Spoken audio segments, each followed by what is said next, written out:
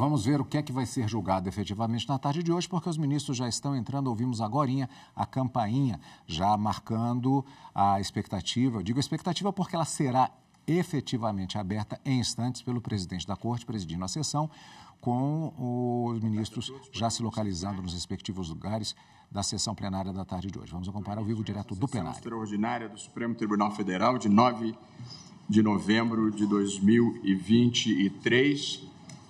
Gostaria de justificar esse atraso. Na verdade, a sessão do Tribunal Superior Eleitoral teve um retardamento e nós estamos aguardando a composição do quórum. Peço à senhora secretária que faça a leitura da ata da sessão anterior. Ata da 33ª Sessão Ordinária do Plenário do Supremo Tribunal Federal, realizada em 8 de novembro de 2023. Presidência do senhor ministro Luiz Roberto Barroso. Presentes à sessão os senhores ministros Gilmar Mendes, Carmen Lúcia, Dias Toffoli, Luiz Fux, Edson Fachin, Alexandre de Moraes, Nunes Marques, André Mendonça e Cristiano Zanin. Vice-Procuradora-Geral da República, doutora Ana Borges Coelho Santos. Abriu-se a sessão às 14h15, sendo lida e aprovada a ata da sessão anterior.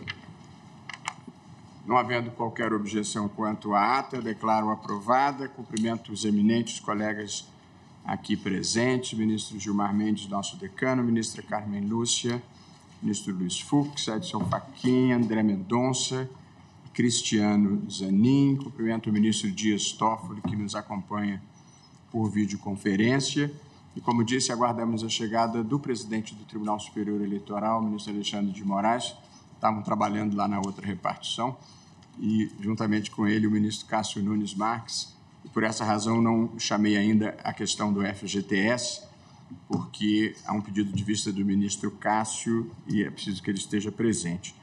De modo que, enquanto aguardamos, eu chamo a julgamento os embargos de declaração no recurso extraordinário 635546, procedente de Minas Gerais, da minha relatoria, embargante ao Sindicato dos Trabalhadores da Indústria de Energia Elétrica de Campinas e também embarga à Procuradoria-Geral da República. E aqui a hipótese é a seguinte: são embargos de declaração em relação ao acórdão deste tribunal, que havia firmado a seguinte tese: a equiparação de remuneração entre empregados da empresa tomadora de serviços e empregados da empresa contratada, terceirizada, fere o princípio da livre iniciativa por se tratar de agentes econômicos distintos que não podem estar sujeitos a decisões empresariais que não são suas. Portanto, no caso concreto, a pretensão que havia é a de que os empregados contratados por empresa terceirizada tivessem idêntica remuneração aos empregados contratados diretamente pela empresa interessada.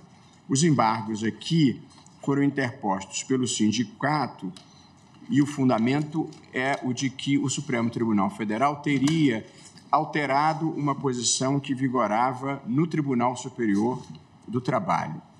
E o Ministério Público Federal embarga arguindo omissão a respeito dos limites objetivos e subjetivos do recurso extraordinário, afirmando que, apesar de o tema da repercussão geral ter sido delineada para tratar apenas das empresas estatais, a tese foi fixada em termos amplos para abranger também as empresas privadas. E aqui o entendimento que prevaleceu é que as empresas estatais, tanto as sociedades de economia mista quanto as empresas públicas, têm natureza privada. As sociedades de economia mista, inclusive, regidas pela lei das sociedades anônimas, de modo que não há propriamente uma distinção. De modo, colegas, que eu estou rejeitando os embargos de declaração, essa é a proposta, e leio a ementa do meu voto. Já li a tese que foi assentada na decisão embargada. Aqui as alegações são de vícios quanto à modulação temporal dos efeitos da decisão, a possibilidade de se determinar a equiparação remuneratória caso se reconheça fraude na terceirização e a aplicação da tese a empresas privadas não integrantes da administração pública.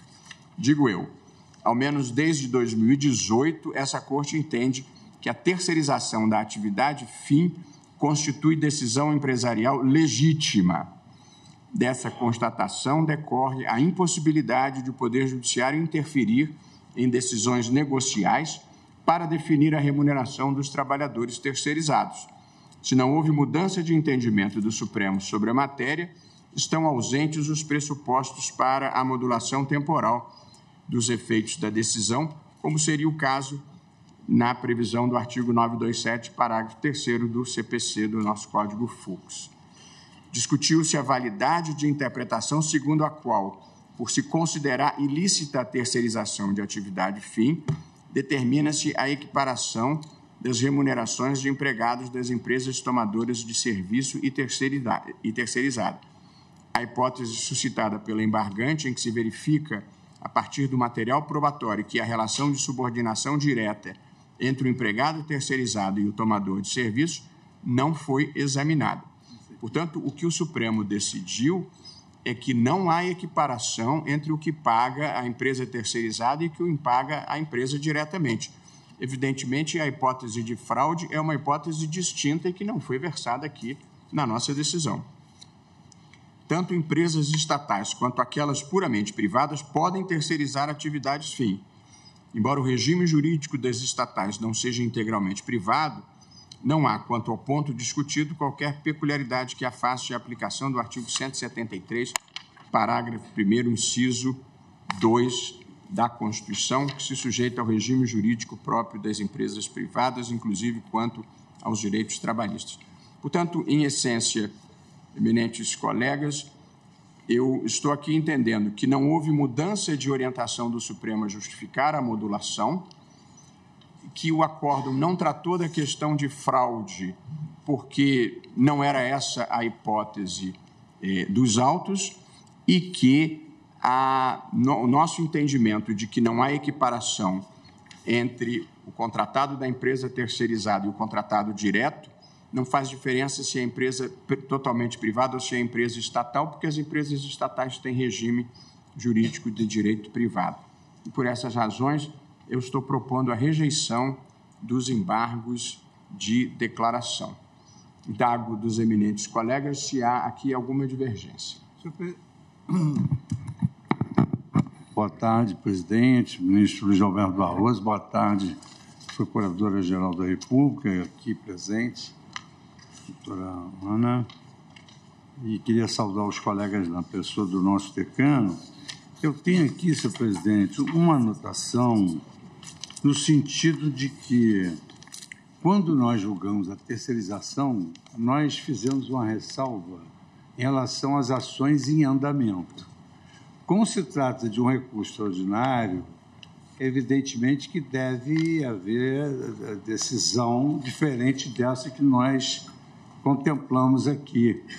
Então, a única sugestão que eu estava anotando aqui era de dar parcial provimento aos embargos para restringir a aplicação da tese aos processos que estavam em curso em 30 de agosto de 2018, que foi a data do julgamento da ata, obstante-se assim o ajuizamento de ações rescisórias. Eu me baseei nisso. Eu acho que essa foi uma questão que nós discutimos na ADPF e não modulamos, porque como não estava havendo mudança de jurisprudência, nós entendemos que não era o caso de modulação. Se nós mudássemos aqui, haveria, na minha visão, ministro Fux, uma contradição entre a decisão na ADPF e a decisão aqui no recurso extraordinário. E para ser sincero, eu não veria razão para impedir o ajuizamento de ação rescisória, se estiver dentro do prazo da rescisória, de quem foi condenado por decisão incompatível com a nova orientação do Supremo. Mas que eu manteria a posição original da ADPF de não modulação, porque acho que essa seria a decisão correta, senão criaríamos uma contradição aqui. E os processos em curso, de alguma forma, são atingidos pela decisão. Quer dizer, os processos que estão em curso, em princípio, deve-se aplicar a orientação fixada pelo tribunal. Eu entendo a posição do ministro Fux, mas eu acho que essa foi uma matéria que nós superamos ao julgarmos a ADPF. Ministro Fachin pede a palavra? Pois não. Muito obrigado, presidente. Cumprimento Vossa Excelência, cumprimento os eminentes pares. Nesses embargos, senhor presidente, Vossa Excelência está propondo a rejeição integral dos embargos. Exato. São 3 pontos, fundamentalmente, pelo que eu pude depreender e do que tenho aqui em minhas anotações. A questão da modulação, que Vossa Excelência está rejeitando. O segundo tema seria esta explicitação ou não da situação de fraude, que Vossa Excelência está evidenciando que o caso não haveria elementos autorizadores para fazer esse descrime. Nem houve essa discussão. E nem teria havido essa discussão, embora seja uma discussão importante, porque é uma realidade muito distinta da terceirização. E o terceiro elemento é a questão da delimitação, não da aplicabilidade do tema 383 às entidades da administração pública. O caso aqui era a Caixa Econômica, portanto, integrante da administração pública federal indireta. De minha parte, até sendo coerente com as posições anteriores, desses 3 elementos, Vossa Excelência indagou, não estamos na hora da votação, mas vou me permitir adiantar a posição que cheguei examinando essa matéria. Acompanho Vossa Excelência um dos 2 primeiros pontos. Eu já creio que a questão da modulação e o tema da questão específica da fraude, o voto de Vossa Excelência, a proposição, me parecem que não suscitam, quanto ao meu modo de ver, alguma controvérsia. Todavia, no que diz respeito à delimitação da aplicabilidade da tese do tema 383 às entidades da administração pública, eu creio, e aqui eu estaria, da minha parte, ao menos, propondo o acolhimento parcial dos embargos, estaria compreendendo que o acórdão embargado veiculou uma discussão que se deu a partir de terceirização levada a efeito no âmbito da administração pública. Tenho até anotado aqui também um trecho do acórdão que nele consta, em continuidade de julgamento, acorda os ministros, por maioria de votos, fixar a seguinte tese de repercussão geral para o tema 383. A equiparação de remuneração entre empregados da empresa tomadora de serviços e empregados da empresa contratada, ou seja, terceirizada, fere o princípio da livre iniciativa por se tratar de agentes econômicos distintos que não podem estar sujeitos a decisões empresariais que não são suas. Portanto, quando se formulou o tema da repercussão geral, foi precisamente esse: equiparação de direitos trabalhistas em terceirizados e empregados em empresa pública, tomadoras de serviço. Por isso, nesse sentido, pelo menos a percepção que tenho, se não me equivoco, seria da acolhida parcial dos embargos declaratórios para explicitar o tema 383 no sentido de que a equiparação de remuneração entre empregados da empresa tomadora de serviço público, integrante da administração pública e empregados da empresa contratada, terceirizada, fere o princípio da livre iniciativa por se tratar de agentes econômicos distintos que não podem estar sujeitos a decisões empresariais que não são suas. Seria essa, com toda a vênia, a compreensão que tenho no terceiro elemento dos 3 pontos que estão suscitados nesse embargo. Ou seja, a percepção que tenho é que, como o caso estava jungido à ambiência de uma empresa pública, integrante da administração indireta da União, caberia eventualmente essa delimitação. Essa é a única percepção que trago ao debate. Mas, ministro, Vossa Excelência tem razão que o caso envolvia a Caixa Econômica Federal. Mas o tribunal assentou a tese de que na terceirização, quando a empresa terceirizar, a empresa que contrata a terceirização paga ao seu servidor um salário diverso daquele que paga a empresa à qual se terceirizou, não existe equiparação. Portanto, nós estabelecemos que, em relação à terceirização, a tomadora do serviço e a empresa terceirizada não equiparam salários, e foi uma decisão genérica. Não haveria muita, por todas as vênias, eu não entenderia o fundamento de que, se for a Caixa Econômica Federal, o regime seria um, e se for o Banco Itaú, o regime seria outro. É que, meu modo de ver, presidente, o tema estava jungido às empresas públicas, que era integrante, neste caso, como era integrante da administração pública. Eu acho que o tribunal entendeu que o tema era terceirização e não propriamente empregado de empresa pública, embora o empregado das empresas públicas também estejam sujeitos ao regime seletista, portanto, é o mesmo regime. Que era o caso, de fato, que era aqui o caso. da Caixa. Então, eu não veria razão para o distinguishing aqui entre o fato de ser um banco controlado pelo Estado ou o fato de ser um banco controlado pela iniciativa privada, até porque, do contrário, nós estabeleceríamos uma desequiparação que é vedada pela Constituição entre concorrentes num mercado puramente privado. Não teria um regime diferenciado em relação ao outro. Eu compreendo isso. Nada obstante, acho que há um elastecimento do debate que foi levado a efeito. Portanto, essa delimitação me pareceria esclarecedora da fixação do tempo. Por isso, eu peço licença para dissentir apenas nesse ponto, para fim de acolher parcialmente os embargos e delimitar a tese. Ok. Indago se mais alguém acompanharia a divergência do ministro Luiz Edson Fachin. Todos entendem qual é o ponto que está em discussão. Ministro Alexandre, Vossa Excelência chegou agora, seja muito bem-vindo. Sei que o TSE teve uma sessão prolongada hoje. Nós estamos aqui discutindo embargos de declaração numa questão envolvendo a terceirização.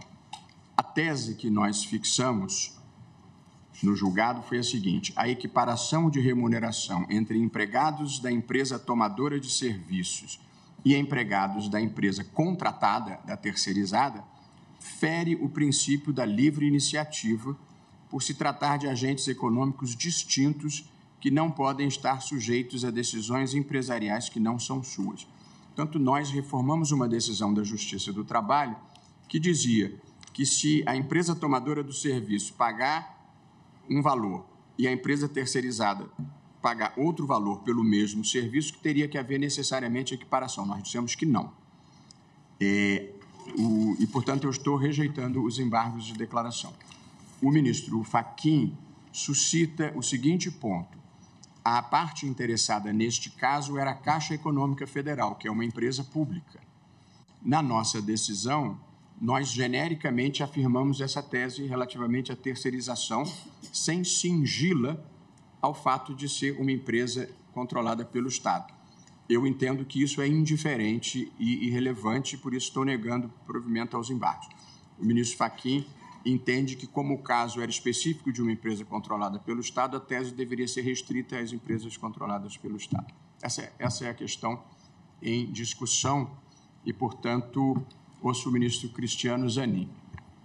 Senhor presidente, cumprimento Vossa Excelência, cumprimento a ministra Carmen Lúcia, os eminentes pares, doutora Ana Borges, subprocuradora-geral da República, os eminentes advogados, advogadas, e estou acompanhando Vossa Excelência pedindo vênia ao eminente ministro Edson Fachin, por entender também que aqui a discussão, ela talvez não comportaria essa restrição que foi proposta por Sua Excelência. Então, muito eu acompanho Vossa Excelência. Obrigado, ministro Zanin. Ministro André Mendonça. Senhor presidente, minha saudação também a Vossa Excelência, eminentes pares, ministra Carmen Lúcia, ministro decano, senhora vice-procuradora-geral da República, eminentes advogados e advogadas e estudantes que nos acompanham. Também pedido vênia ao entendimento e à preocupação legítima do ministro Luiz Edson Fachin. Entendo, porém, que a questão ela transborda o ambiente exclusivo das empresas públicas. Assim acompanho Vossa Excelência, senhor presidente. Muito obrigado, ministro André Mendonça. Ministro Nunes Marques. Senhor presidente, ministro... Muito boa tarde, ministro Nunes Marques. Seja bem-vindo. Ministra Carmen Lúcia, senhores ministros, senhora vice-procuradora-geral da República, senhores advogados, servidores, meu boa tarde a todos. Senhor presidente, sem mais delongas, eu acompanho a posição de Vossa Excelência. Muito obrigado, ministro Cássio. Ministro Alexandre de Moraes. Boa tarde, presidente. Cumprimento a Vossa Excelência, ministra Carmen, ministros, cumprimento a vice-procuradora-geral. Presidente, também eu já havia manifestado anteriormente, acho que, pedindo vênia ao eminente ministro Fachin, acho que transcende o fato de ser ou não controlada pelo poder público. Acompanho a Vossa Excelência. Por simplificação, a menos que alguém deseje fazer uma manifestação específica, indago se alguns dos colegas têm divergência. Ministra Carmen.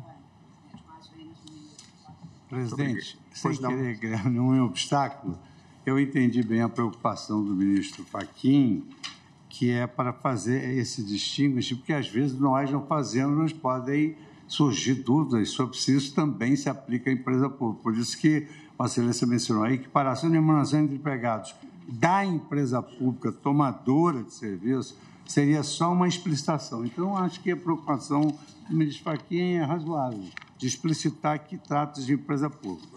Por outro lado, presidente, eu só queria insistir nesse ponto pelo seguinte: só a observação que eu tenho é que naquele nosso, da terceirização, que tratava do tema específico do Instituto de Terceirizações praticadas por empresas privadas, o plenário decidiu restringir os efeitos da adesão aos processos que ainda estavam em curso na data do julgamento. Por quê? Porque foi a primeira vez que nós decidimos sobre a licitude da terceirização. Então, que isso não se aplicaria às decisões já transitadas e julgadas. Porque se nós não explicitássemos isso lá naquela ocasião, haveria a possibilidade de se apropriar dessa tese para a propositura de ações rescisórias, quando, na época, não vigorava esse entendimento do Supremo Tribunal Federal. Foi por isso que essa observação consta aqui. Eu não sei o que eu vou registrar a divergência de Vossa Excelência, mas, como eu observei, essa matéria foi discutida e superada na discussão da ADPF. E, portanto, a maioria entendeu que cabe ação rescisória se estiver dentro do prazo. Portanto, eu entendo a preocupação de Vossa Excelência, mas essa foi a matéria debatida lá e superada. Não, mas então... eu posso registrar a divergência de Vossa Excelência, se preferir. Por favor. Perfeitamente. Proclamo, então, o resultado. Embargos de declaração a que se negou o provimento, julgamento por maioria, vencidos os ministros Luiz Edson Fachin e Luiz Fux. Registro a presença no plenário dos estudantes de Direito das seguintes instituições: Instituto Superior do Litoral do Paraná, SULPAR de Paranaguá, sejam muito bem-vindos, e do Centro Universitário Unifavip Widen, de Caruaru, Pernambuco, sejam igualmente muito bem-vindos.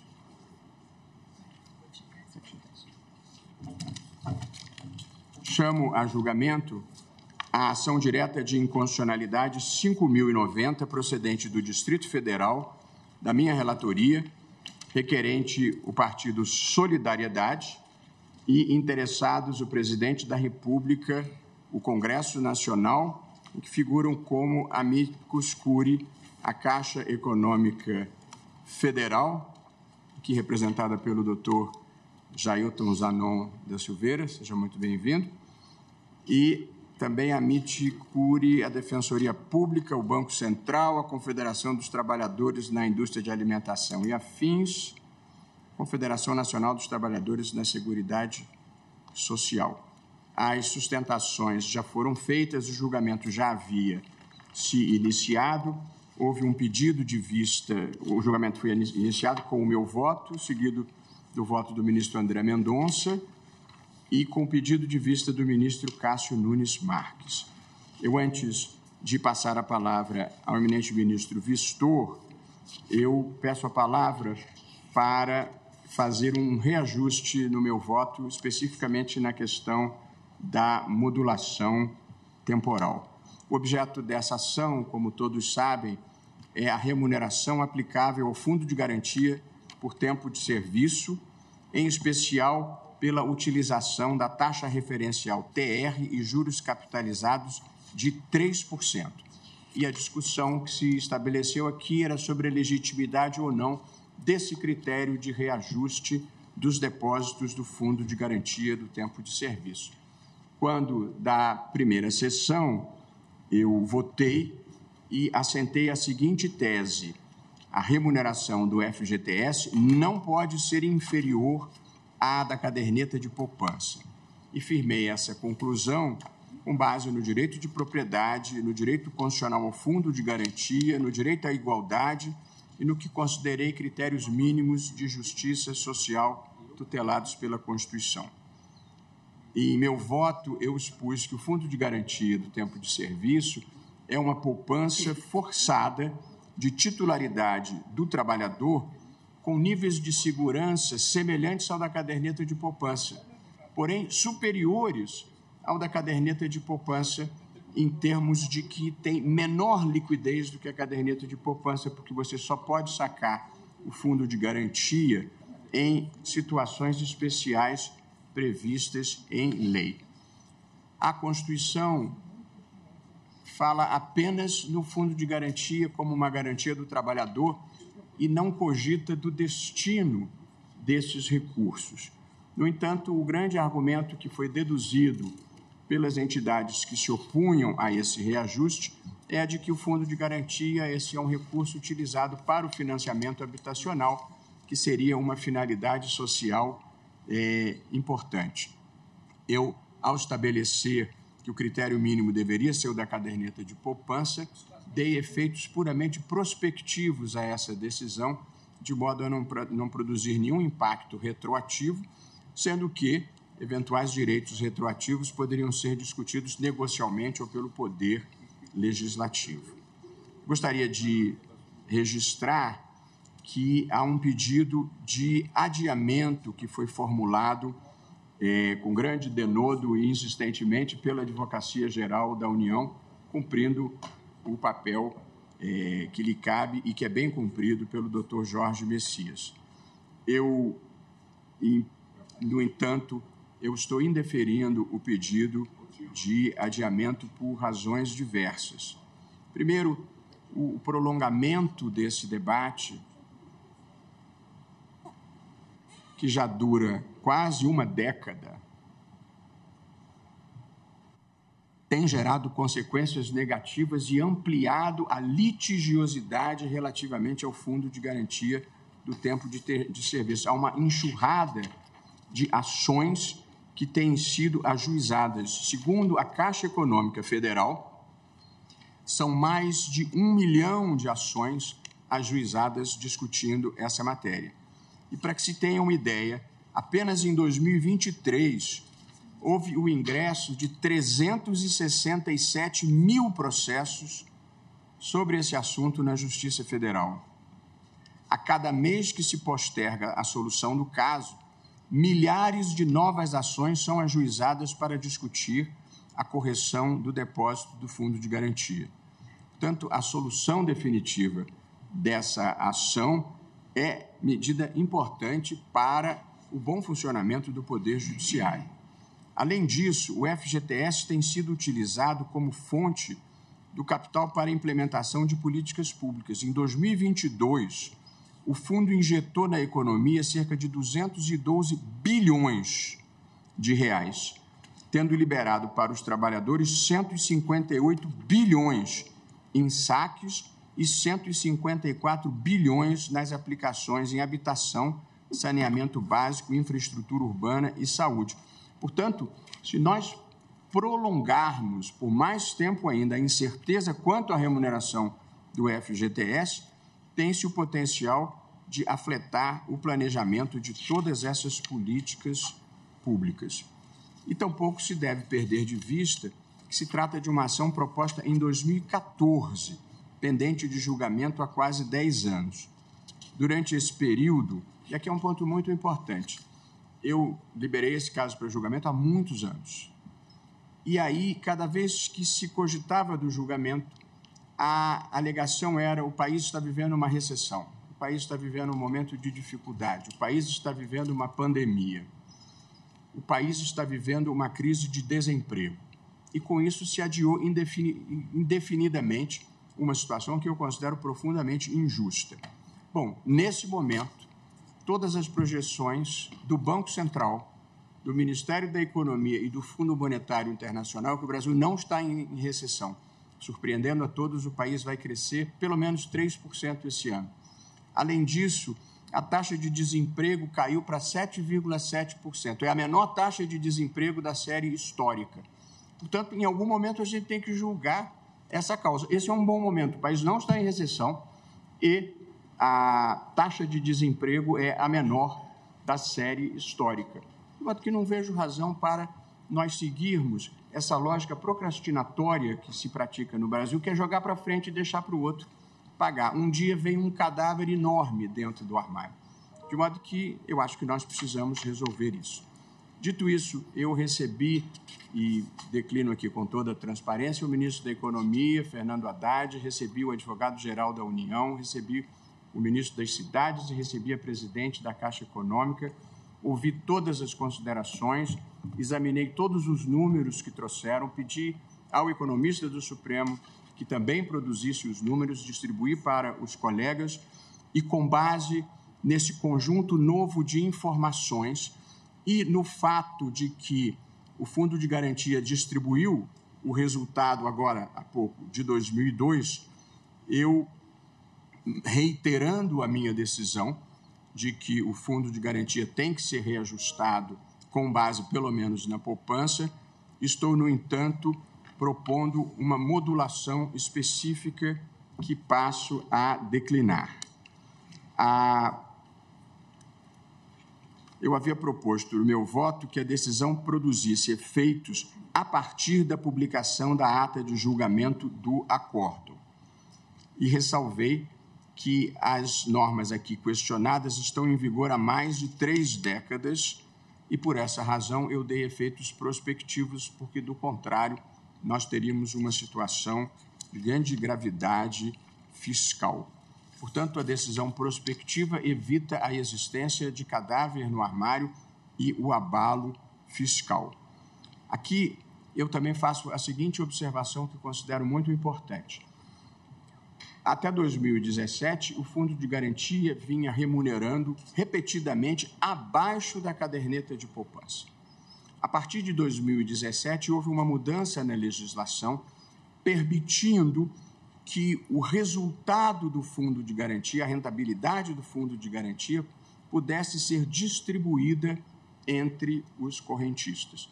A partir de 2017, com a distribuição desses resultados, o Fundo de Garantia vem efetivamente remunerando os seus correntistas igual ou próximo à caderneta de poupança.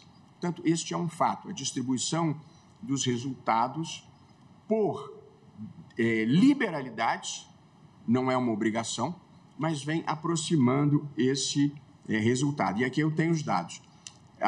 No ano de 2022, a distribuição ocorreu só em julho, agora passado, 99% dos lucros do fundo foram creditados nas contas dos trabalhadores.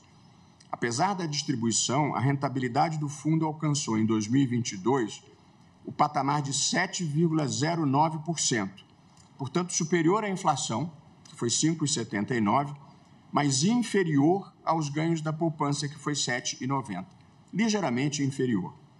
Além disso, a AGU, em manifestação de 28 de agosto de 2023, trouxe novas projeções econômicas elaboradas pela Caixa.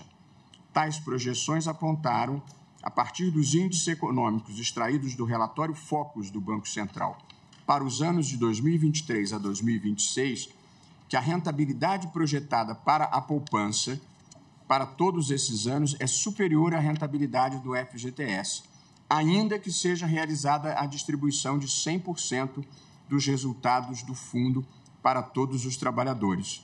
Disso decorre, disse a Caixa, que eventual equiparação da remuneração global do FGTS à caderneta de poupança implicará aumento de despesa para a União e a necessidade de ajuste nas diretrizes políticas públicas, inclusive habitacionais, que envolvam recursos do FGTS.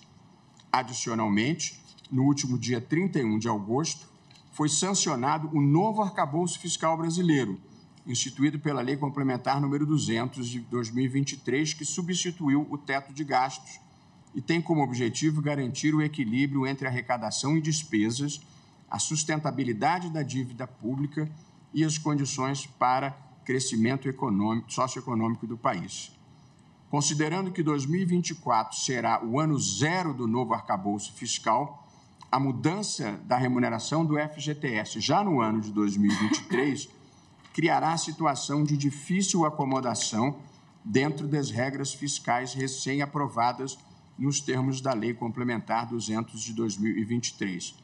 Ademais, já estão em estágio avançado de discussão no Congresso Nacional o projeto de Lei de Diretrizes Orçamentárias, o projeto de Lei Orçamentária Anual, de modo que, considerando o princípio da anualidade orçamentária, é recomendável que eventuais alterações decorrentes da decisão sejam implementadas a partir do processo de elaboração do PLDO e PLO do próximo ano, relativo a 2025.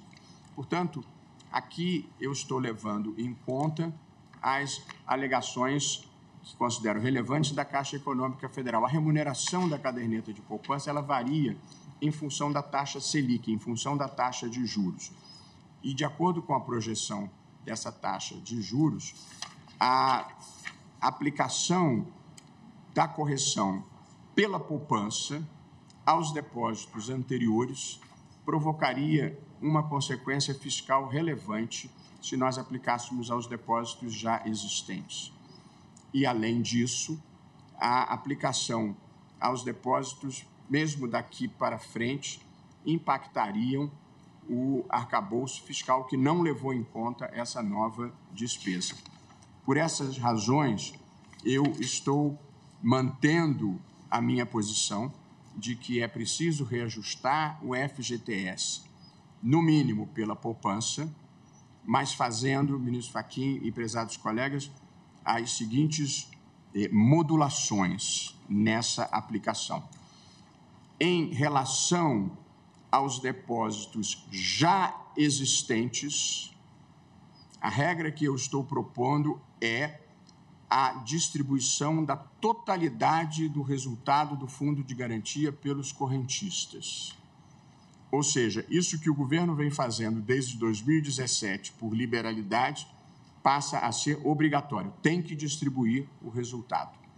E com isso não se produz nenhum impacto fiscal. Se houver resultado melhor, se distribui mais, se houver resultado menos bom, se distribui menos. E, a partir de 2025, portanto, saltando o primeiro ano do arcabouço fiscal, porque não previu essa despesa, a partir de 2025, os novos depósitos serão remunerados pelo valor da caderneta de poupança. Portanto, para deixar clara a minha... Obrigatória a distribuição de lucros. Mantida a obrigatoriedade da distribuição do resultado. Portanto, qual é a preocupação aqui? Produzir o menor impacto fiscal possível e, portanto, nós não estamos afetando os depósitos atualmente existentes. Em relação a isso, fica mantida a política governamental, agora com caráter obrigatório de distribuir o resultado. Salto 2024, porque é o primeiro ano do arcabouço fiscal, com as circunstâncias de não ter havido a previsão dessa modificação, e a partir de 2025, todos os novos depósitos serão remunerados pela caderneta de poupança.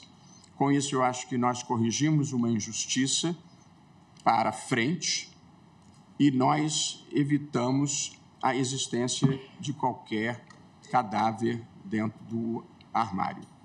Pois não, ministro Toffoli? Só uma pergunta. Então, só os novos depósitos, não o acumulado?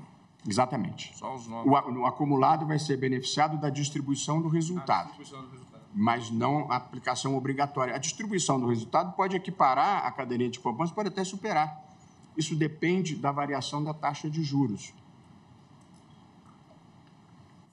Com isso, nós corrigimos uma injustiça e não causamos nenhum gravame à situação fiscal do país, que é uma preocupação que todos nós temos aqui, e nós gostamos de evitar o horror econômico sem produzir o horror jurídico.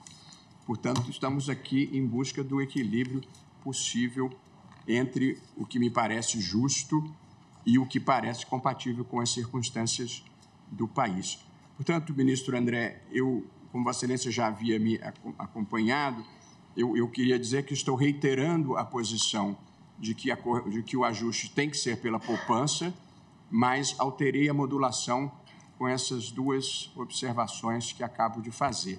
Como Vossa Excelência já votou, indago a Vossa Excelência como se posiciona relativamente a essa modificação. Agradeço, senhor presidente. Com referência a esse assunto, Vossa Excelência bem pontuou nessa síntese de reafirmação com revisão do voto de Vossa Excelência, o qual havia acompanhado na sua integralidade, e também fazendo referência justa ao denodo com que a Advocacia Geral da União vem tratando a questão na sua preocupação legítima com as finanças públicas, do mesmo modo a Caixa Econômica Federal. Recebi também, com certeza também, Vossa Excelência, representantes do setor da construção civil, preocupados com o impacto da decisão, ao menos nos moldes como estava posta até o momento, pelo voto de Vossa Excelência, pelo meu voto. E Vossa Excelência também teve a delicadeza de me participar ao longo desse processo, em função já de um acompanhamento do voto, a proposta de reformulação e de modulação de efeitos. Eu, aderindo às razões que Vossa Excelência apresentou, entendo também que se busca fazer um equilíbrio de justiça, não só em relação ao caso do Fundo de Garantia, mas também com os impactos que a decisão tem no entorno da realidade social, econômica do país e orçamentária. Adiro totalmente, integralmente à reformulação de voto que Vossa Excelência faz, por entender também que é uma forma de trazer essa equalização. Se dá um tempo aos agentes econômicos envolvidos, ao Estado, para buscar esse reequilíbrio. Entendo a importância da construção civil e, de modo especial, aquela que impacta a vida das pessoas mais carentes. Entendo, porém, que as fontes de financiamento também devem buscar esse equilíbrio e que, ao final, não apenas o Fundo de Garantia, mas outros instrumentos de política monetária do Estado podem contribuir para essa finalidade. Entendo também que a Caixa Econômica Federal tem um papel importante nesse sentido, de revisão também, talvez, de procedimentos internos e da política interna com que tem tratado a questão desse financiamento. Assim, penso que, na minha modesta opinião e em adesão à opinião de Vossa Excelência, nós tentamos equalizar todas as questões que estão envolvidas. Assim, acompanho integralmente e apresentarei também um reajuste de votos, não farei leitura nesse momento, na linha do que Vossa Excelência propôs. Então, como voto agora em adesão integral à tese trazida por Vossa Excelência. Muito obrigado, ministro André Mendonça. Para que as pessoas entendam, esse é um debate público relevante, o financiamento habitacional é feito em parte expressiva pela caderneta de poupança e em parte expressiva pelo Fundo de Garantia do Tempo de Serviço. Mais ou menos a distribuição é 60% para a poupança e 40% para o Fundo de Garantia. O que nós estamos decidindo aqui é que os financiamentos do Fundo de Garantia do Tempo de Serviço vão custar basicamente o mesmo que custa o financiamento pela poupança. Nós não queremos negar que isso produz algum impacto, porque se você está remunerando mais o Fundo de Garantia, os novos financiamentos terão que ser a um custo mais alto. Porém, o que nós estamos decidindo, o ministro André e eu, é que, se quiser baixar esse custo e subsidiá-lo, o que é legítimo, não deve tirar o dinheiro do trabalhador, deve tirar o dinheiro, talvez, de algum outro lugar, se esse for o caso. Muito obrigado, ministro André. Agora sim, passo a palavra ao ministro Vistor, ministro Cássio Nunes Marques. Renovo os cumprimentos a todos. Senhor presidente, adoto o relatório de Vossa Excelência quanto ao argumento de perda do objeto, também rejeito na forma da fundamentação de Vossa Excelência. Passo ao mérito. Quanto ao mérito, os dispositivos impugnados têm a seguinte redação: artigo 13, caput, Lei 8.036 de 90. Os depósitos efetuados nas contas vinculadas serão corrigidos monetariamente com base nos parâmetros fixados para atualização dos saldos dos depósitos de poupança e capitalização de juros de 3% ao ano. Artigo 17, caput. A partir de fevereiro de 1991, os saldos das contas do Fundo de Garantia por Tempo de Serviço, FGTS, passam a ser remunerados pela taxa aplicável à remuneração básica dos depósitos de poupança com data de aniversário no dia 1º, observada a periodicidade mensal para a remuneração. Desde a Lei 5.107, de 13 de setembro de 1966, que criou o Fundo de Garantia do Tempo de Serviço, e mais de 2 décadas depois, a Lei 8.036... Ministro Cássio, alguma dificuldade no microfone de Vossa Excelência? Nós estamos ouvindo com dificuldade, se puder aproximar. Agora melhorou. Desde a Lei 5.107, de 13 de setembro de 1966, que criou o Fundo de Garantia do Tempo de Serviço, e mais de 2 décadas depois, a Lei 8.036, de 11 de maio de 90, que a substituiu, é interessante observar que o fundo exibe natureza previdenciária em relação ao trabalhador. O Estado apodera-se compulsoriamente de um recurso que é pago pelo empregador em forma de alíquota sobre a remuneração do trabalhador e a seu benefício futuro, tal qual uma contribuição previdenciária. Esse recurso, em vez de ser entregue imediatamente ao trabalhador, reverte a um fundo coletivo, que é gerido pelo poder público. E o trabalhador apenas pode sacar o recurso diante da ocorrência de determinados eventos previstos em lei, e normalmente adversos para ele, ou relacionados à passagem do tempo. É clara a analogia dessa sistemática com a da Previdência Social. No entanto, o fato de a conta do trabalhador ser individualizada e não contar com nenhum aporte adicional do poder público faz com que o FGTS se pareça mais com a Previdência em regime de capitalização e não de repartição, como é aquele do regime geral da Previdência Social. E aqui chegamos ao cerne do problema da correção do saldo dos depósitos. No regime de repartição, como o poder público que gere o fundo obriga-se a pagar benefícios de certo valor, independentemente da existência de saldo capaz decorrente das contribuições individuais, o beneficiário não pode alegar que as suas contribuições não estão sendo corrigidas. Aliás, ele sequer tem interesse nisso, porque está assegurado pela regra do benefício definido. Mas no regime de capitalização, a situação é diversa, cabendo ao beneficiário o direito de acompanhar e fiscalizar o seu saldo de contribuições, que afinal é a única fonte de pagamentos a que ele faz jus, diante da ocorrência do evento que legalmente permite o levantamento do valor em depósito. Aqui só a contribuição é definida e o valor do pagamento é correlacionado à contribuição. Em tal contexto, está claro que a correção do valor do saldo assume uma importância fundamental para o trabalhador. O poder público não pode simplesmente deixar de corrigir o saldo, porque isso destruiria os fundamentos do sistema enquanto tal, diante de uma economia com índices inflacionários não desprezíveis. Por outro lado, a imposição de índices de correção monetária pelo judiciário também pode se mostrar problemática, especialmente tendo em conta 2 fatores. O primeiro, o perigo de realimentar a espiral inflacionária, e o segundo, o risco de debilitar políticas públicas que são financiadas pelos recursos do FGTS, que acabam também revertendo indiretamente em favor dos trabalhadores e da sociedade em geral. É importante lembrar, e o relator cuidadosamente o fez, que o Plano Real, uma das maiores conquistas institucionais do Brasil no pós-1988, teve como uma de suas âncoras a desindexação da economia, isto é, a desvinculação dos preços de índices arbitrários, para deixar o mercado livremente estipular os valores dos bens conforme a lei econômica da oferta e da procura. Essa foi uma medida de cunho não apenas econômico, mas igualmente político. Por meio dela, eliminou-se uma das grandes causas da inflação inercial do país, que era justamente a busca, seja pelos indivíduos, seja por corporações ou grupos, de proteções legais artificiais contra a inflação, o que acabava deteriorando os fundamentos da economia real e, paradoxalmente, aumentando a inflação inercial. É preciso, por isso mesmo, ter muita parcimônia para alterar índices de correção monetária estipulados pelo legislador, pois não há como estimar todos os fatores e consequências em jogo numa decisão dessa natureza, tanto mais porque a nossa memória inflacionária e até certa cultura inflacionária, nunca desapareceu completamente e permanece como um fantasma adormecido, que pode ser acordado por indexações sucessivas que venham a reintroduzir na sociedade a lógica da busca da proteção legal contra a inflação em decisões de ordem política e não em elementos próprios da economia. Sim, é verdade que há decisões do Tribunal afastando a TR em favor de outros índices.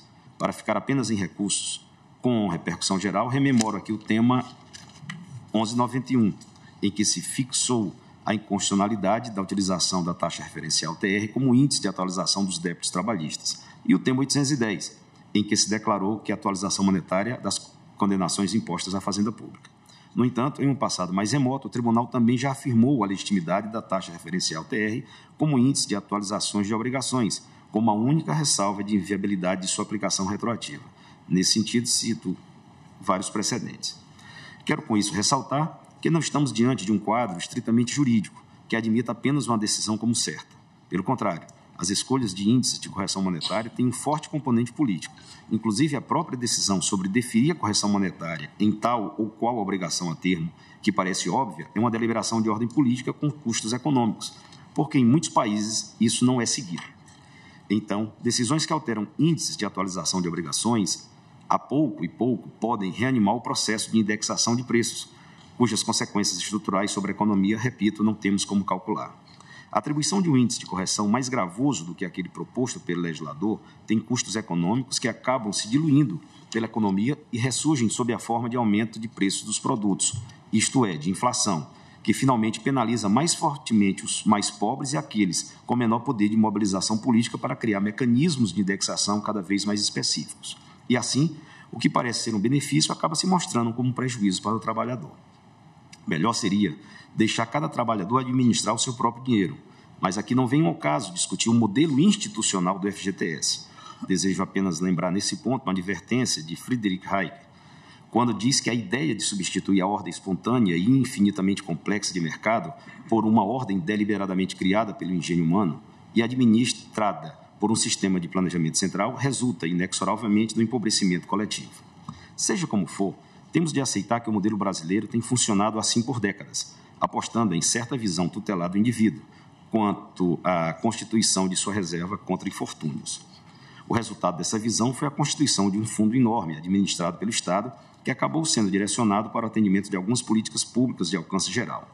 Nesses mais de 50 anos de funcionamento, estima-se que o FGTS tem injetado quase 1 trilhão na economia brasileira, no fomento de políticas públicas por meio de financiamento de programas de habitação popular, de saneamento básico, de infraestrutura urbana e nas operações de crédito destinadas às entidades hospitalares filantrópicas, bem como às instituições que atuam em prol de pessoas com deficiência, sem fins lucrativos que participem de forma suplementar do Sistema Único de Saúde.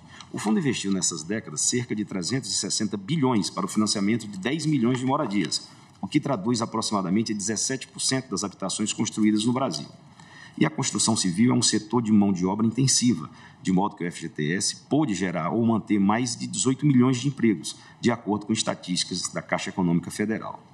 Aqui não há benefícios apenas para os trabalhadores que contribuem para o FGTS, mas também para empresas de construção civil, muitas das quais têm sua principal fonte de financiamento justamente em recursos oriundos do FGTS. Os recursos direcionados pelo FGTS para financiar obras de saneamento e infraestrutura, por exemplo, somam quase 70 bilhões, contribuindo para a criação de outros 5 milhões de empregos diretos e indiretos. Também foram aplicados recursos do FGTS em rodovias, portos, hidrovias, aeroportos, ferrovias, instalações de energia renovável, inclusive sob o regime de parcerias público-privada. O FGTS é o maior fundo da América Latina, registrando mais de 193 milhões de contas vinculadas, titularizadas por 83 milhões de trabalhadores e com depósitos de 4,5 milhões de empregadores, e ativos na ordem de 570 bilhões, segundo revelam os balanços divulgados por seu conselho curador, um patrimônio líquido superior a 114 bilhões. Essa magnitude do fundo evidencia o quanto, embora sendo patrimônio dos trabalhadores, os recursos têm sido utilizados pelo Estado como instrumento de promoção de políticas públicas e de fomento para a economia. O relator, com agudeza, observou que se essa mesma lógica paternalista fosse empregada em relação a outros investimentos financeiros, haveria uma forte reação da sociedade. Estou de acordo, mas penso que o fato de FGTS, desde a sua origem, ser constituído por contribuições compulsórias do empregador e administrado pelo poder público, conferiu-lhe natureza diversa de um investimento financeiro. Daí a tranquila aceitação de que ele não seja remunerado como um investimento comum, escolhido pelo próprio interessado individualmente. A meu ver, este plenário frisou essa circunstância quando apreciou o tema 846 da repercussão geral RE 878.313 sobre a constitucionalidade da contribuição social prevista no artigo 1º da Lei Complementar 110 de 2001, que é incorporada ao FGTS. Naquele julgamento, o ministro Alexandre de Moraes, redator para o acórdão, indicou o programa Minha Casa Minha Vida, de construção de moradias populares, como exemplo de que os valores arrecadados pela exação permaneciam investidos em finalidades sociais, o que preservava os direitos inerentes ao FGTS. Essa natureza estatutária do fundo, por decorrer de lei e não de instrumento meramente contratual, como uma caderneta de poupança, foi destacada no tema 1112, também da repercussão geral, publicada no Diário de 10 de janeiro de 2022. Controvérsia relativa à existência de um direito adquirido à diferença de correção monetária dos saldos das contas vinculadas ao FGTS, referente ao Plano Collor II. Sua Excelência, o ministro Alexandre de Moraes, relator daquele ARE, 1.288.550, resgatou tradicional jurisprudência da Corte, desde o recurso extraordinário 226.855 de relatoria do ministro Moreira Alves, assentando que a natureza do fundo, sendo estatutária, porque criada por via legal, convoca a regulamentação por lei para quaisquer definições em sua estrutura e suas obrigações, inclusive eventual necessidade de quitação de expurgos inflacionários. Assim, não haveria direito adquirido à correção monetária dos saldos das contas vinculadas. Naquele contexto, discutia-se o Plano Collor II, pois não há direito adquirido a regime jurídico. Logo, a correção das contas do FGTS no mês de fevereiro de 1991 deveria ser feita com base na medida provisória 294, convertida na Lei 8.177 de 91, vigente naquela data e que alterou o critério de atualização de BTN para TR. A reafirmação de jurisprudência naquela altura gerou a tese de que inexiste direito adquirido à diferença de correção monetária dos saldos das contas vinculadas ao FGTS referente ao Plano Collor II, conforme entendimento firmado no RE 226.855, o qual não foi superado pelo julgamento do RE 611.503, tema 360. Estando caracterizada essa dimensão, como dizia o saudoso ministro Moreira Alves, estatutária do fundo, que, embora composto majoritariamente por recursos privados compulsoriamente arrecadados, foi criado por lei a fim de exercer papel único de financiar ações de interesse público. Avanço a uma consideração quanto à lógica e à utilidade do pedido na ADI. Como bem pontuou o ministro Luiz Roberto Barroso, o trabalhador tem uma conta vinculada para cada contrato de trabalho firmado com recolhimentos realizados pelo empregador. E esses valores serão corrigidos monetariamente com base nos parâmetros da TR e capitalização de juros de 3% ao ano. As contas vinculadas recebem ainda os créditos de distribuição do resultado positivo oferido pelo fundo, conforme o parágrafo 5º do artigo 13 da Lei 8.036 de 90, incluído pela Lei 3.446 de 2017. O ofício CEI 17.094 de 2023, documento elaborado pelo Departamento de Gestão de Fundos da Secretaria de Proteção ao Trabalhador do Ministério do Trabalho e Emprego, aponta que, a partir da alteração legal que introduziu a distribuição de resultados em 2016, a remuneração das contas vinculadas superou em quase todos os anos o IPCA. E os lucros têm sido distribuídos quase que integralmente aos trabalhadores. Em 2021, foram distribuídos 96% dos lucros e, em 2022, 99%. Como fez notar a Advocacia Geral da União, os gráficos elaborados pelo Departamento de Gestão de Fundos, neste mês de abril de 2023, dão conta de que a rentabilidade acumulada do FGTS para os trabalhadores desde o início da distribuição dos resultados, 2017 a 2023, supera o IPCA, a saber, FGTS 62,42% e IPCA 52,69%. Essa nova fórmula de remuneração das contas vinculadas parece atingir o núcleo do objeto da ação. Os argumentos lançados na petição inicial concluíam por uma defasagem do FGTS em relação à inflação entre 1999 e 2013, pelo menos na casa de 48,3%. Neste momento, tal razão se inverteu. A remuneração do correntista do fundo é superior à da caderneta de poupança, e mesmo de investimentos que envolvem IPCA, e isso sem prejuízo das outras finalidades do fundo. Como a economia é ciência social, nunca haverá certeza sobre a dinâmica desse cenário. Em algum dia, a fórmula de TR somadas a juros de 3% ao ano e a crescida de distribuição de resultados positivos do fundo pode se mostrar pior que, simplesmente, uma remuneração do IPCA pelo INPC, pela poupança ou por qualquer outro índice. Mas isso reforça, a meu ver, a inconveniência de o Poder Judiciário se substituir ao Poder Legislativo na escolha de uma fórmula indexadora, que inclusive não garante sempre a melhor remuneração dos depósitos. Essa foi a motivação utilizada pelo Superior Tribunal de Justiça ao avaliar o recurso especial 1.614.874, tema 731 dos recursos repetitivos, de relatoria do ministro Benedito Gonçalves na primeira sessão. Ao discutir em 2018 exatamente a possibilidade ou não de a TR ser substituída como índice de correção monetária dos saldos das contas vinculadas ao FGTS, o tribunal fixou a tese de que a remuneração das contas vinculadas ao FGTS tem disciplina própria, ditada por lei, que estabelece a TR como forma de atualização monetária, sendo vedado, portanto, ao Poder Judiciário substituir o mencionado índice. O Superior Tribunal de Justiça, dessa maneira, à luz do caráter institucional do FGTS, afirmou que não haveria direito aos fundistas de elegerem o índice de correção monetária que entendem ser mais vantajoso a cada instante. O FGTS não é um investimento privado que visa exclusivamente a rentabilidade individual. Com efeito, não apenas porque inexiste natureza contratual, mas também porque essa mudança de índices traz reflexos substanciais no fomento das políticas públicas e nas metas dos programas de habitação, saneamento básico, infraestrutura urbana, operações de microcrédito e operações de crédito destinadas a entidades hospitalares filantrópicas, as instituições que atuem com pessoas com deficiência e as entidades sem fins lucrativos que participem do Sistema Único de Saúde de forma complementar. A título de exemplo das muitas virtudes do FGTS, fora do âmbito estritamente trabalhista, graças especialmente ao fato de não ter o fundo de oferecer uma rentabilidade típica de mercado, observo que a carteira de crédito habitacional da Caixa, a tradicional de mercado, que é baseada no IPCA, um dos índices invocados pelo partido autor da ação, é hoje de 4,33% mais IPCA.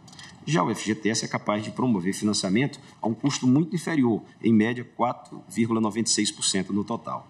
E a política de descontos aumenta ainda mais a vantagem para a população de baixa renda, possibilitando reduções significativas no valor de entrada dos financiamentos, que podem chegar até 47 mil. Outro exemplo. O montante da taxa de juros atualmente aplicada nas operações de financiamento habitacionais lastreadas no FGTS, TR, aplica taxas de 6,26 a 8,90.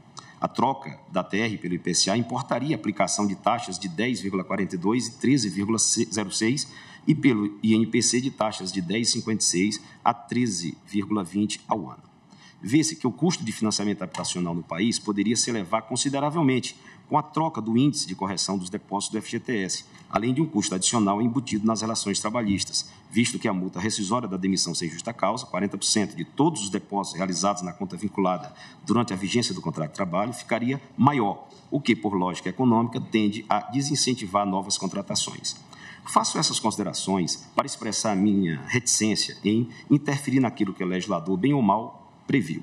Mas reconheço que, nesse entrechoque de interesses do trabalhador, do poder público e da sociedade, o voto do eminente relator concebeu uma solução muito inteligente, ao reconhecer o rendimento da caderneta de poupança como um padrão de rentabilidade do FGTS, sem impor nenhum tipo de novo índice de correção monetária.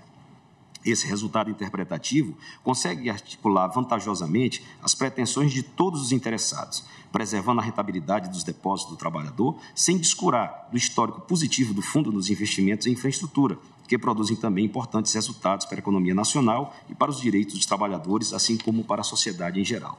A solução construída pelo relator, ademais, escolheu bem um período de apuração da rentabilidade, que é o período anual, evitando assim que um procedimento custoso de apurações em períodos menores e proporcionando uma compensação recíproca de altas e baixas nos índices ao longo do ano. Era aquela minha preocupação, ministro Barroso, ou seja, prescreve-se a obrigatoriedade de se remunerar minimamente ao patamar da poupança, mas sem a obrigatoriedade de remunerar acima. Ou seja, nos meses superavitários, o fundo pode se provisionar para socorrer aqueles meses em que não atingiu o patamar da poupança. Outro ponto elogiável do voto do relator é que Sua Excelência preservou todas as situações consolidadas e projetou uma nova solução apenas para depósitos futuros, a partir de 2025. Isso assegura que não haverá surpresa para nenhum setor interessado e permite o planejamento adequado das atividades que gravitam em torno do fundo do FGTS. Como disse, eu tinha preocupação também com a periodicidade do cálculo, mas o relator expressamente deixou claro que a aplicação da nova sistemática deverá levar em conta o período de apuração de 12 meses, e não mês a mês, o que reduz a volatilidade do índice pelo maior espaço de amostragem.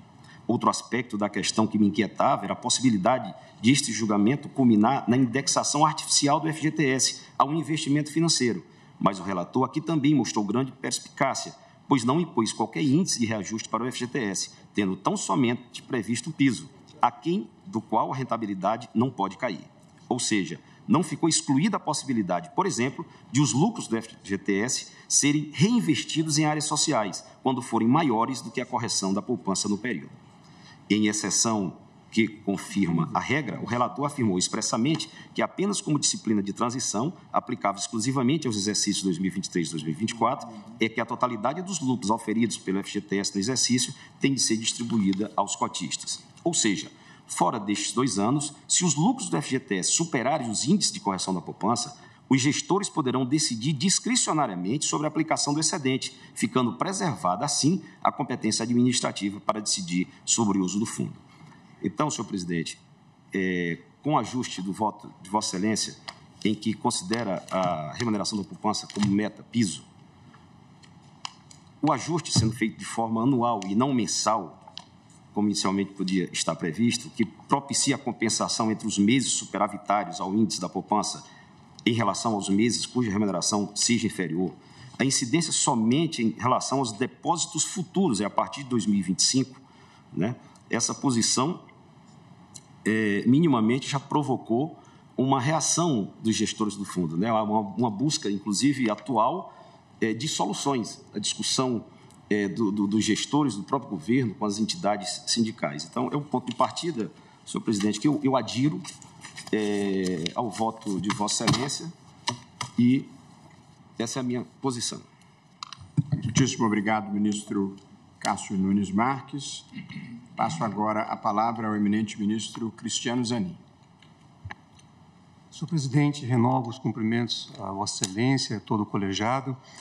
E, presidente, eu recebi hoje informações complementares que solicitei ao nosso economista aqui do Supremo.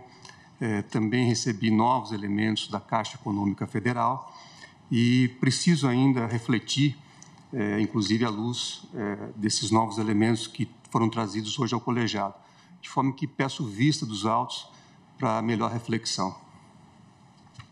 Muito obrigado, ministro Cristiano Zanin, que, portanto, pede vista dos autos. Proclamo, então, o resultado parcial.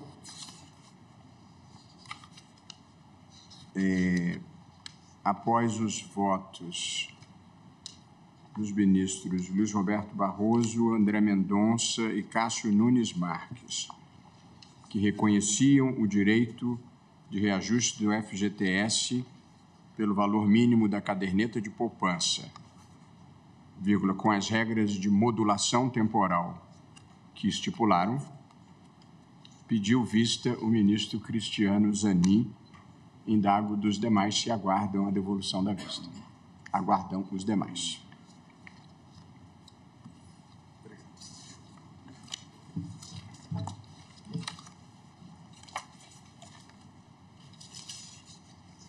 Eu vou chamar o item 2 da pauta.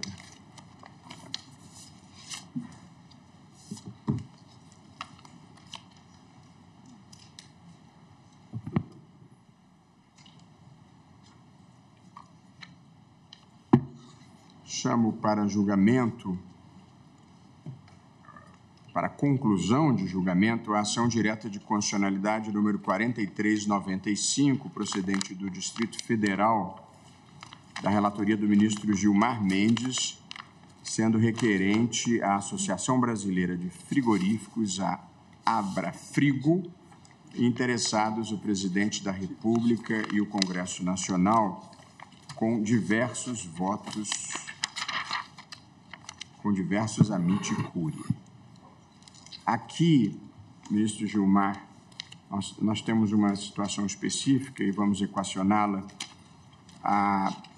Discute-se aqui a constitucionalidade de dispositivos que tratam da contribuição sobre a comercialização da produção do empregador rural pessoa física e da responsabilidade tributária por subrogação da empresa ou cooperativa adquirente, consumidora ou consignatária de sua produção nas redações anteriores e posteriores à emenda constitucional número 20 de 1998. Como os dispositivos legais receberam diversas redações ao longo do tempo, todas questionadas na ação direta, eu não vou aqui fazer a transcrição, até porque nós não estamos julgando a causa. Mas aqui há uma observação. A maioria, ministro Gilmar, nós estamos em fase de proclamação do resultado, mas possivelmente precisaremos colher uma manifestação a mais. Eu vou destacar aqui e ouvir Vossa Excelência. A maioria pela constitucionalidade da contribuição. O que falta decidir é se a regra de responsabilidade tributária por subrogação é constitucional, que era a segunda questão discutida. Isto é, a contribuição devida pelo produtor rural é paga pelo adquirente, consumidor ou consignatário da produção. Essa forma de cobrança, aqui já estou fazendo um comentário próprio, é fundamental para garantir o recolhimento do tributo, pois a Fazenda não tem condições de fiscalizar individualmente os pequenos produtores rurais. Há 5 votos pela constitucionalidade dessa regra. E o ministro Marco Aurélio não se manifestou sobre esse ponto específico. E aí, por essa razão, ministro Gilmar, é que eu acho que talvez seja o caso, nesse particular, de colher o voto do ministro André Mendonça. Então, nós temos aqui, eu fiz uma tabela, nós temos 5 votos, o de Vossa Excelência, o do ministro Alexandre, da ministra Carmen Lúcia, do ministro Fux e o meu mesmo, declarando a constitucionalidade do dispositivo que prevê a contribuição sobre a comercialização da produção. E temos esses mesmos 5 votos pela constitucionalidade da subrogação. Mas aqui, senhor presidente, eu fui o último a votar. Quando houve o empate em 5-5, eu estava de licença médica e, por isso, eu não votei. Aí eu fiquei como responsável por dar o último voto. Ao votar, eu votei pela constitucionalidade da contribuição, tal qual votaram o ministro relator, Gilmar Mendes, o ministro Alexandre de Moraes, a ministra Carmen Lúcia, ministro Luiz Fux e Vossa Excelência, ministro presidente. Pela inconstitucionalidade, votaram os ministros o Marco Aurélio, Edson Fachin, Rosa Weber, Ricardo Lewandowski e Celso Melo. Votaram pela inconstitucionalidade. Então, aqui 6-5. Eu entendo que na subrogação não era necessário o ministro Marco Aurélio explicitar no dispositivo a inconstitucionalidade da subrogação. Por quê? Porque Sua Excelência, se entendia a contribuição inconstitucional, a forciori, por consequência, a subrogação é. Então, eu entendo, senhor presidente, com a devida vênia, que não há voto a ser colhido. Por quê? Porque na subrogação votaram pela constitucionalidade o ministro relator, o ministro Alexandre de Moraes, a ministra Carmen Lúcia, o ministro Luiz Fux e Vossa Excelência. 5. Alexandre de Moraes. E 5 votos. 5 votos. E eu votei pela inconstitucionalidade da subrogação. Então, na subrogação, deu 6 votos pela inconstitucionalidade. Então, a proclamação aqui é muito simples. Em relação à contribuição, ela é constitucional. Em relação à subrogação, ela é inconstitucional. O ministro relator, no dispositivo, ele mencionou o dispositivo da contribuição como inconstitucional. Ele não precisava mencionar o dispositivo consequentemente, o dispositivo da subrogação. Mas, por consequência, se ele votou, e ao longo do voto dele, ele fez menção. Ele fez menção que aquilo atingia a subrogação. Eu tenho a impressão, essa tinha sido a minha leitura, que, vencido na questão da constitucionalidade, ele teria que se manifestar pela subrogação ou não. Essa foi a leitura que eu fiz aqui. Todos entendem. Havia duas questões: saber se a contribuição era constitucional e saber se a subrogação era constitucional. Nós tínhamos 11. O ministro, a maioria votou pela constitucionalidade da cobrança. E aí, eu acho que resta decidir pela subrogação. Portanto, eu acho que são duas questões diferentes. Eu não acho que esteja uma embutida na outra. De que se o ministro Marco Aurélio votou pela inconstitucionalidade da contribuição, por consequência, ele não precisava se manifestar especificamente sobre a subrogação, porque, por consequência lógica, a subrogação era inconstitucional. Mas veja, havia duas questões: a constitucionalidade da cobrança e a constitucionalidade da subrogação. Ele ficou vencido relativamente à constitucionalidade da cobrança. E, consequentemente, eu acho que caberia a ele, vencido neste ponto, votar na segunda questão. Quer dizer, para ele não faria sentido de imediato votar nas duas.